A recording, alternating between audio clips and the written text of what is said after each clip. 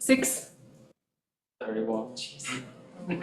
6:31, it's 6:31 and I'm still keeping us honest. And I'm gonna call this meeting of the Community Housing Board to order. The first order of business is to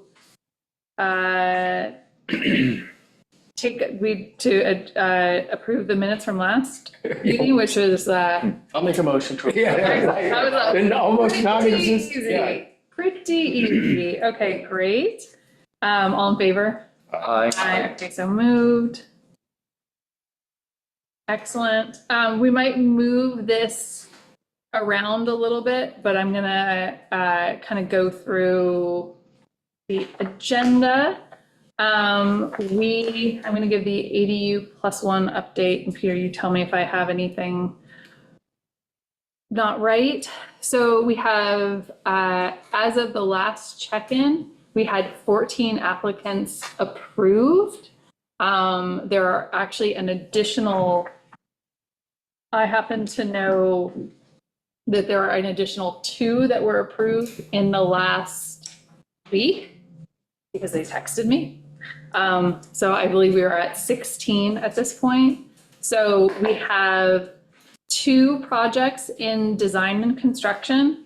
We have 2 completed, so that's 4. And so we have 12 in a preliminary phase. Now I did talk to, we talked to Casey and Pat, and that would bring us to, if all of those were to sign by September, we would be at a full subscription. But we don't know. We don't know. There's a possibility that might drop out, but I'm glad that we're already at that number. So it seems there's a good chance. There's a couple in here that seem like a little iffy, I don't know. And then the other thing that Pat and Casey suggested just to try to help move these applications along is something that they're doing in Southampton, which is to hold office hours. Just to like be around literally on the island to answer people's questions, right? To just try to, just so that there's less of a lag. And so many of our folks are not, our applicants are not like email people, you know what I mean? So like having somebody here. So I was able to, the only time, the day that they could do it was Tuesday because they're already in Southampton. So obviously town board's having a little party here on Tuesday. So this room is not available. The library is generously available. And so we have booked that. There's room in the library? There's a conference room, and Terry has made it available to us. Brand made a rad flyer. July 8th and 22nd. Yeah, so we have 2 dates for July already. So that should go up on social if it hasn't today. And Those dates are the 8th? 8th and 22nd. yeah, there's a flyer back there. Okay. 1 and- to 3:30. If and when I get my act together, I will go post those about town, and then we'll kind of start working on. What were the times tonight? 1 to 3:30. 1 to 3. Okay. Yeah. And so, yeah, they'll be here to literally take people through the applications or interest forms or whatever, they Yeah. answer questions. Yeah, there it is. There we go. So we have everything set for July, and we just thought we'd see how those go and then see where we're at, and if we're needed for, we're thinking we'll probably do it for August, but we just thought we'd play it by ear, but I'm hoping that that'll help close out as many of those as we can, which would be, okay, so I'm gonna go a little bit out of order. I am gonna do the fund update.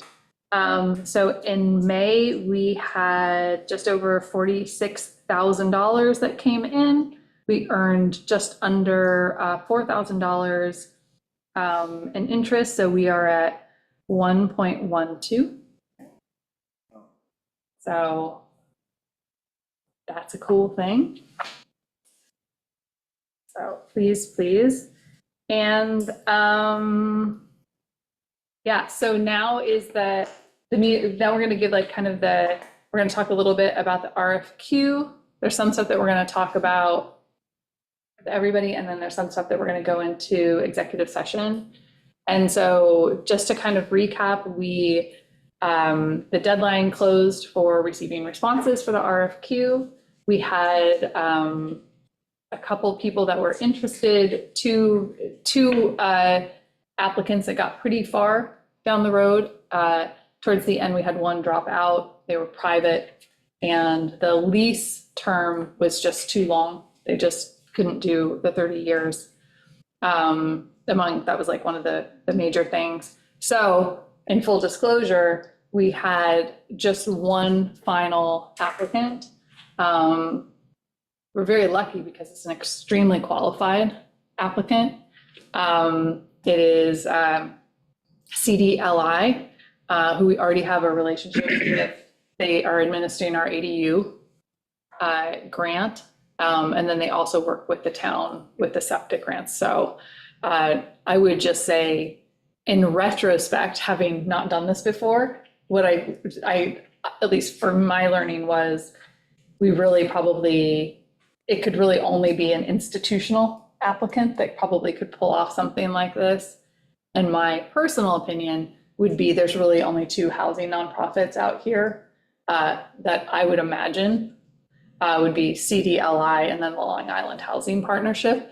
Probably were always going to be our two applicants. And although we did reach out to let Long Island Housing Partnership know that we wanted to do this, they don't really have a relationship on the island. I happen to know the executive, but it wasn't a super shock that they did not apply, but just in full transparency. CDLI also partnered with a builder, a New York builder who does a lot of affordable housing, city and surrounding areas. Is there anything else that we want to talk about before? So we do need to go into executive session to discuss said proposal. We do need to give a response on what we're going to say by next Friday. So the goal of our executive session will be to reach decision.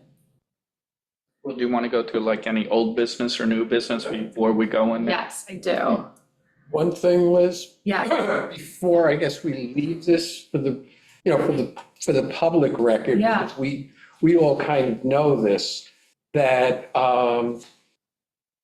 when, even prior to the bid, there were quite a number of conversations with potential people who inquired that as those who were not institutional, not-for-profits looked at it, it appears pretty clear they couldn't manage it for the period of time that was necessary. Yeah. Because it's a 30-year lease plus a 30-year lease, which we may even change that in the contract negotiations because of financing, it might be better to do a 50-year lease while we're retaining the underlying fee interest in the land.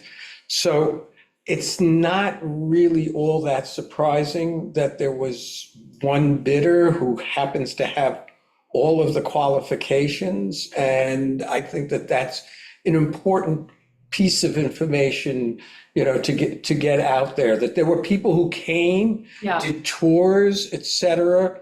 And we're also a relatively small project. So Also we're kind of also a little bit lucky that Yeah. someone this good wants to be involved.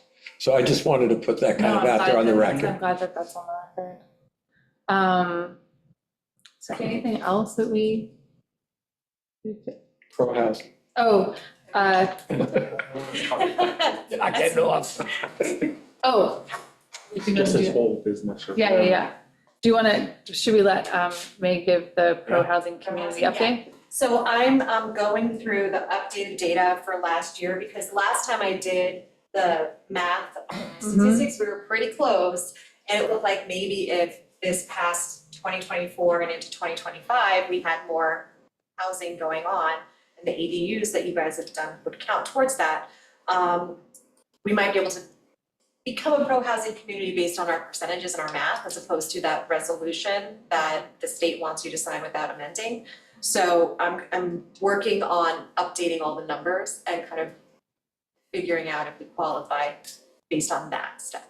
I haven't finished it yet, but I'm halfway through. Cool. Well, it'll be exciting to hear. Let's do old business. Fran attended a summit, so you want to Yeah, talk I about? attended a couple weeks ago, East End Community Housing Summit that was organized by East End GIMBY and Erase Racism in Bridgehampton. So there were a bunch of panels, discussions, and a lot of interesting people talking there. I sent you guys a couple links in an email, which you should check out.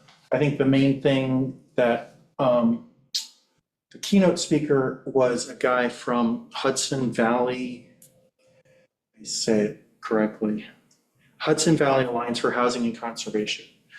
And they've put together like 16 community land trusts and environmental organizations that all work in alliance with each other, and they're collaborating, because what they have realized is that land trusts are working on climate resilience, community-centered conservation. Affordable housing people are working on climate smart and land use efficient housing solutions. So their values align. Yeah. And it's just the idea that instead of these groups fighting with each other for, the same resources, that they should be working together. They've kind of like made a mission statement and are like one of in that Dan's Papers article about the conference. They talk about the Alliance collaborating with a local town to acquire a 112-acre farm. The town and the land trust worked together to conserve 100 acres of the parcel, which was ultimately transferred to an organic farming business. And the 12 remaining acres were developed into 40 affordable housing units with existing water and sewer facilities. That's cool. So like, it's great to see those kind of like cross organizational partnerships happening, and it's a really good model to think about. Both in the town and the town's committees working together, and our region, which I think is really important to talk about. I'm glad this happened because it brought together a bunch of people from different towns. We're all facing the same thing, but it's good to kind of share ideas. So in practice, is it like their community housing board works with their, These are all like like CPF? nonprofits. oh, okay. So the nonprofits are just like lending each other support. Like literally the environmental groups wrote letters in support of these kind of applications and grants, That's awesome. right? Instead of opposing, Yeah, which often happens. yeah. So, it's working together with towns, but it's also interesting to see how many land trusts there are up there in a place that's, facing the same issues we are. Second home ownership, gentrification, and, just development. Did they have any ideas, or did any folks down the East End have ideas for how to like implement something like that? Or like a collaboration? I think everyone was excited about the idea from Steve Rosenberg, from the Hudson Valley Alliance, but I think it wasn't like specifically, Yeah. that idea didn't really come up. What would the equivalent Shelter Island? What would the equivalent departments be? Let's say, because we don't have not-for-profit, we don't have those entities. Would it be Community Preservation Yeah. Fund and Community Housing Board collaborating? What would be the? If you had something like the Peconic Land Trust, that was focused on housing, partnering with people like the Nature Conservancy, and, some of the other environmental groups out here to like conserve land. I mean, we do have the CPF, which has conserved a lot of land on the island and a lot of land in all the towns, but that's specifically kind of not used for housing. So we kind of need both those things to be put back together. Right, okay. Interesting. You know, Yeah. you carve out a little Very. piece for housing, Yeah, yeah. you preserve as much as you possibly can for, It keeps the lower density and you Yeah. get all the things you need, so it makes Yeah. sense. Yeah, It's like cluster development. Or in those cases when somebody sort of signs over their estate, might be 2 acres something to the Nature Conservancy, they would sell take a it half acre. and buy something else, but, just maybe that becomes Yeah, 2 housing units or something. exactly. I mean, I think that would be such a great model for the island, is that if you, Yeah.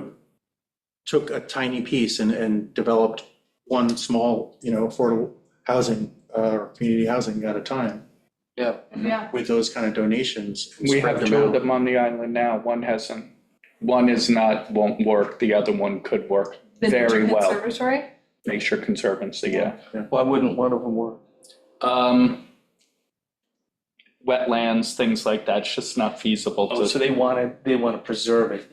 So it wouldn't be like a property that they would No, it's already for receive sale. to Yeah. No, it donate. is. The Nature Conservancy was willed to them. Okay, it was, okay. One just won't work because of the size and the wetlands, but the other one could very well work.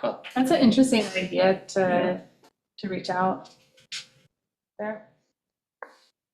So, yeah, check out those links and, it's all just interesting ideas that we should all have in the back of our head. Thank you. That sounds really cool. I'm sorry I couldn't make it. That sounds really interesting. We're all the usual East End housing folks there. Yeah, Curtis yeah, and Kate and Curtis. all the, right. all the, Yeah, this was something I didn't get to stay for the whole thing, but Mhm. Michael handed that out. oh, that's at the awesome. end, And I think this is one of the links I sent, so. Awesome. Cool. Very cool. Awesome. Those are cool ideas to think about.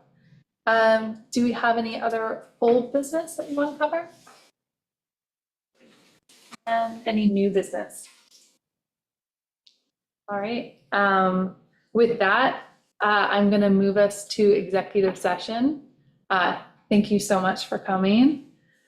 Julie, thank you. Did you have any questions before we move to executive session, Julie? I don't. I'm fine. Thank you very much. All right, thank you. Have a good evening. All right, Motion, second, pass it. okay. I'm going to make a motion to move to executive session. Second, All right, so moved. I mean, all in favor? Aye. No. Aye. Aye, okay. So moved. All right, cool. All right, good night.